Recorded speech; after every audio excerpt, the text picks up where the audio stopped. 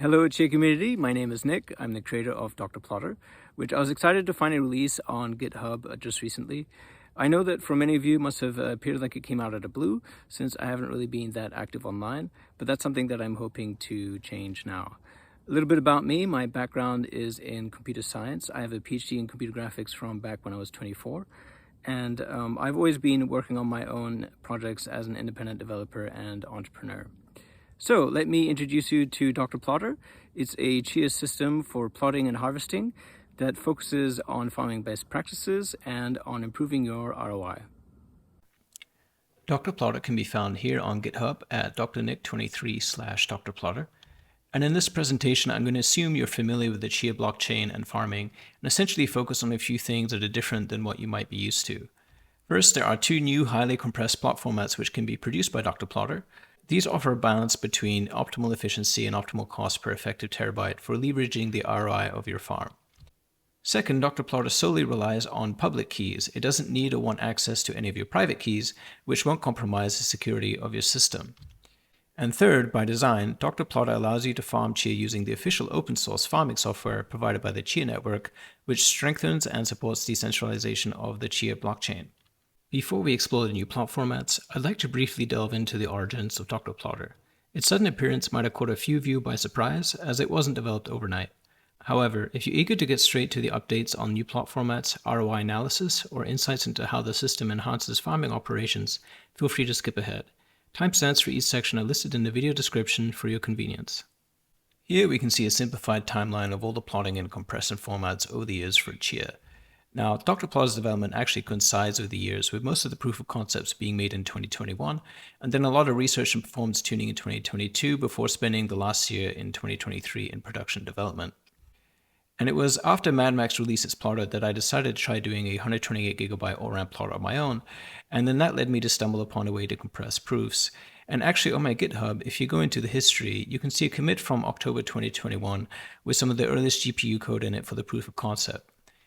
Then came a lot of profiling, experimentation, hundreds of different kernels, and evaluating which systems held the most potential. Later, the 4090 was released, and comparing the performance and cost profiles of Mac and NVIDIA, I committed to the NVIDIA development. Now, after the Chia proposal for a filter reduction, I was able to settle on a plot format which I was almost ready to release, but at that time, since only around 70GB plots had been seen before, I held back and prepared to release a 50GB plot format, but was beaten to it by NoSSD and GigaHorse. So instead, I bit the bullet and reverted back to working on the Pro 4X, which I then released in 2024. Let's take a look at the new plot formats. The Eco 3X and Pro 4X formats have substantially higher rewards than you've seen before. They also have lower watts per affected terabyte than regular plots, and lower cost per affected terabyte than regular plots.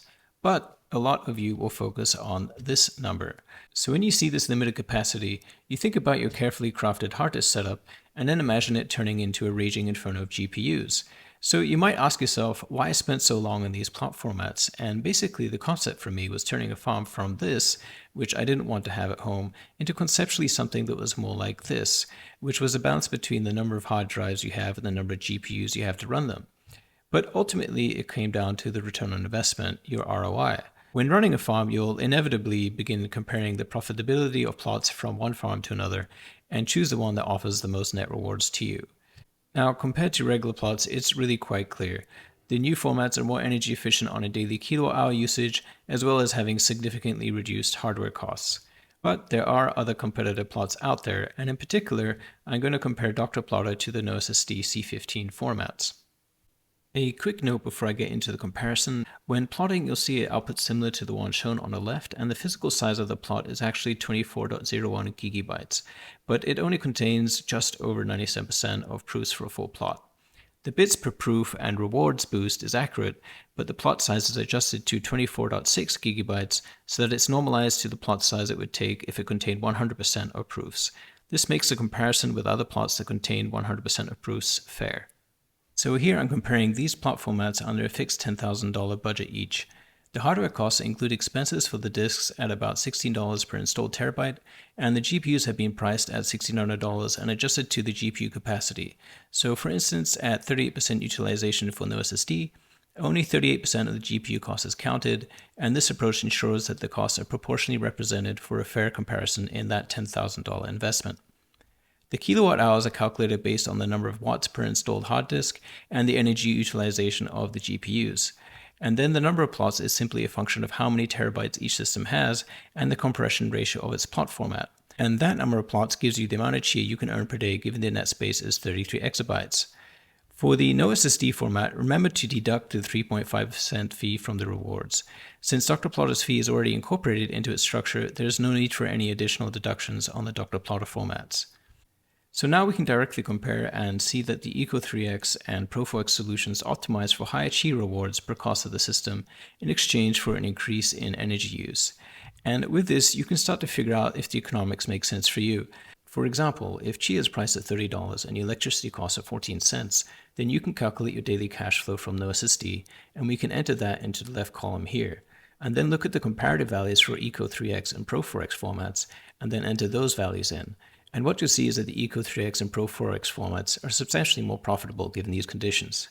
By looking at the potential Chia price against energy costs, it's clear that there are a lot of situations that make Eco3X and Pro4X compelling, and this chart can serve as a guide for evaluating risks or price fluctuations in energy costs. For example, at the time of this video, if you have reasonable energy costs, you might be well off choosing Eco3X or Pro4X.